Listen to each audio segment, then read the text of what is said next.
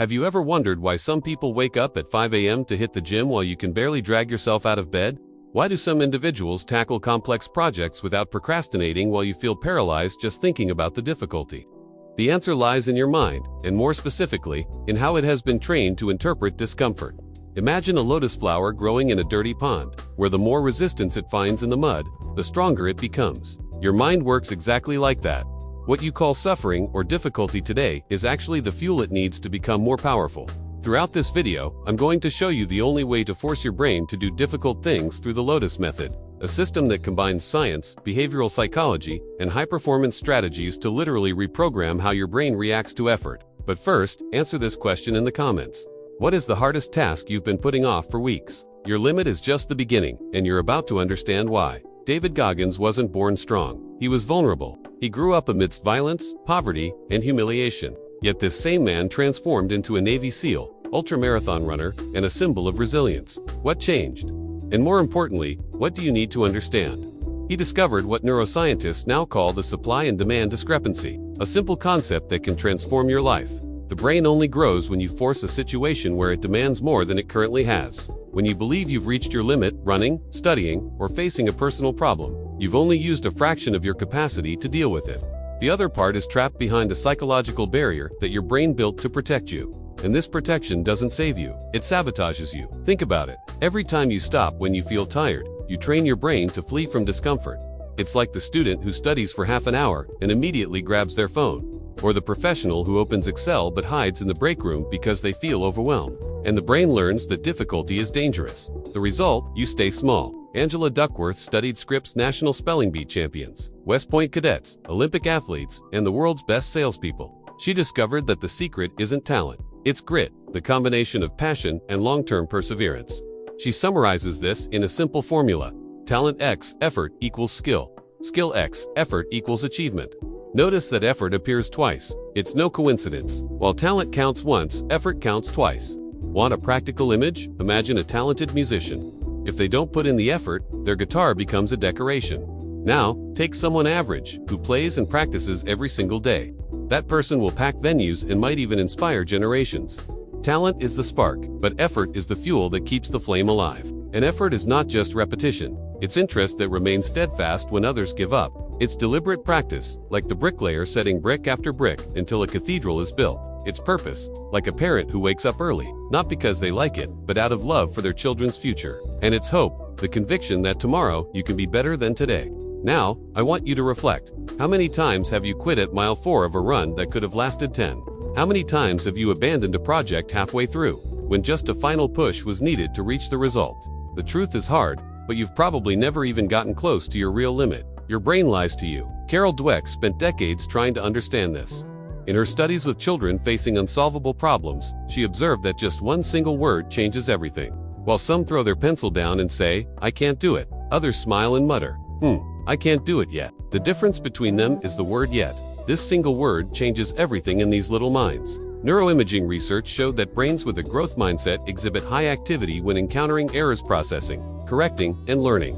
Conversely, brains with a fixed mindset show total silence and a complete shutdown. The discomfort you feel when facing something difficult is not a sign that you should stop. It's a sign that your brain is growing, and understanding this is crucial. Kelly McGonigal discovered something even more interesting. She studied Americans and found that stress doesn't kill you, it's the belief that it's bad that does. When you reinterpret that feeling of a racing heart as, "My body is preparing me to perform at my best," your entire nervous system changes. Oxytocin, the trust hormone, is released.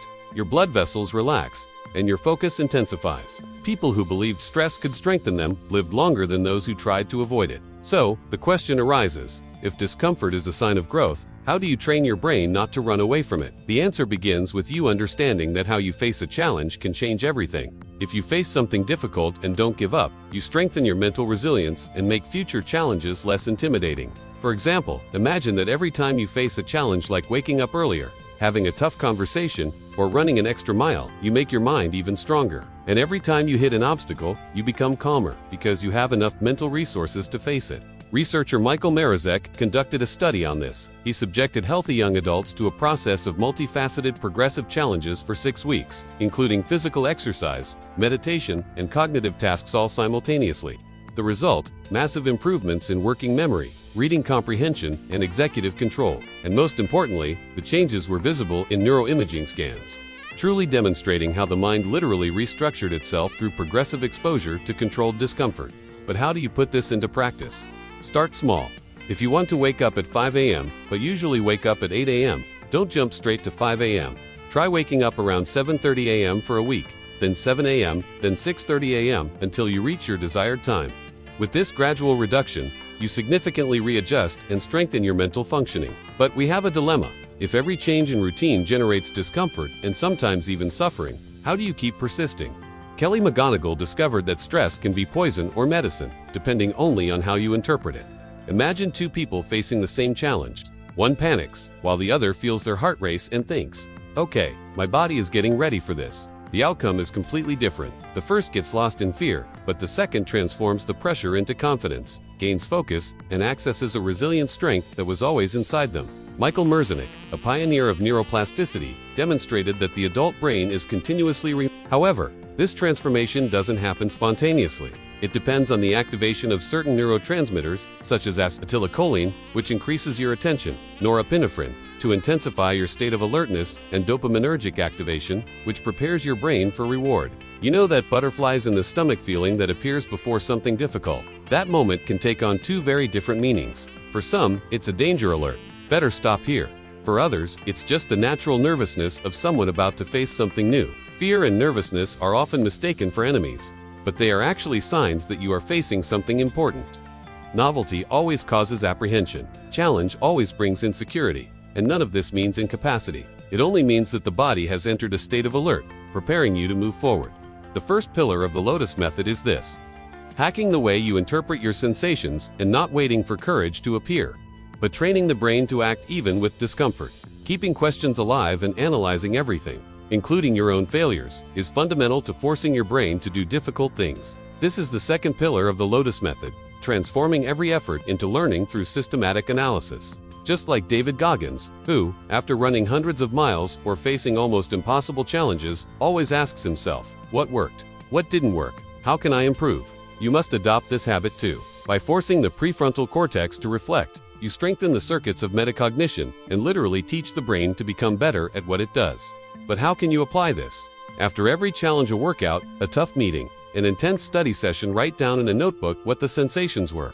When you wanted to give up, how you felt after not giving up, and what concrete lesson you can carry forward for the next time. This simple act of writing not only organizes ideas but also consolidates your long-term memories. Now tell me in the comments. Are you the type who analyzes your failures to grow, or do you prefer to sweep them under the rug and move on as if nothing happened? Angela Duckworth studied 16,000 Americans and realized that pleasure in the work didn't explain long-term success. What truly differentiated the most resilient were their motivations and purposes. People who connected their efforts to something greater, like family, community, faith, and legacy, had much higher levels of grit, which is the combination of passion and perseverance to pursue long-term goals. When we resist this urge and try to face everything alone, we lose the chance to turn a moment of pressure into growth. But when we share our challenges with people we respect and like, we not only feel more accountable, but we activate reward systems that double our motivation. Want a practical example? Create a commitment group where everyone pledges to share their progress on difficult tasks weekly. Various studies show that changes in neural connections happen much faster when effort occurs in meaningful social contexts. In other words, fighting alone is possible, but fighting as a team is exponential. That's why I invite you to be part of the largest neuroscience community in the country. The Dopamine Reservoir, a space where everyday ordinary people exchange experiences, receive reliable information, and apply an effective method to train their brains to face what seems impossible. Now tell me, what greater purpose could transform that boring task you keep putting off into something worthy of your daily struggle? Now that you know the pillars, how do you apply all of this in practice? Preparation. Before starting any difficult task, remember your greater purpose. Visualize yourself succeeding under pressure and say, the discomfort I'm about to feel is my brain getting stronger. Execution. During the task, when you feel resistance, interpret it as energy, not anxiety. Control your breathing.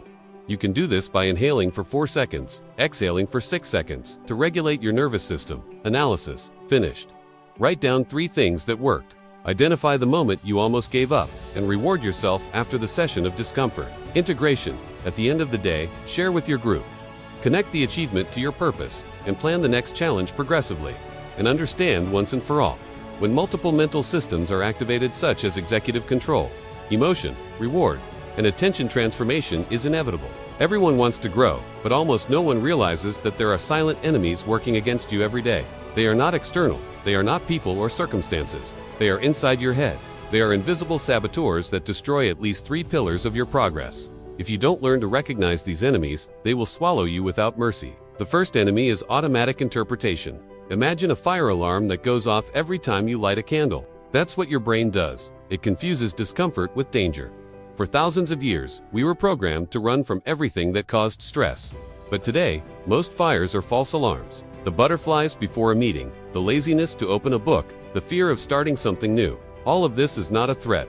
It's a sign that you are growing. Therefore, if you don't question this internal alarm, you will live running from a fire that doesn't even exist. The second enemy is the tyranny of now. It's like wanting to plant a tree today and harvest the fruit tomorrow. People with a fixed mindset fall into this trap. If it doesn't work fast, you think it will never work. But the brain doesn't follow this rhythm. It needs weeks to reorganize, create new connections, and consolidate skills. This childish rush has killed more dreams than any real failure. And demanding immediate results digs your own defeat. The third enemy is motivational egocentrism. That is, living with your head down, looking only at your own navel, where you say, I'm going to study to make money, or I'm going to work out to look good. This type of fuel is fragile. At the first setback, the engine quits. But when you connect the effort to something greater, serving someone, inspiring your family, honoring those who depend on you, the game changes. It's like tying your boat to a deeper anchor, where you can withstand storms that would have made you give up before. The Lotus Method exists precisely to break this cycle. It doesn't fight against your mind, it works with it. Just as the lotus flower doesn't bloom, despite the mud, but because of it. You too will only reach your potential by using your difficulties as fertilizer. And what you call an obstacle is exactly the fuel for your growth that makes you bloom. Forcing your brain to do difficult things is not fighting it. It's playing the game the right way.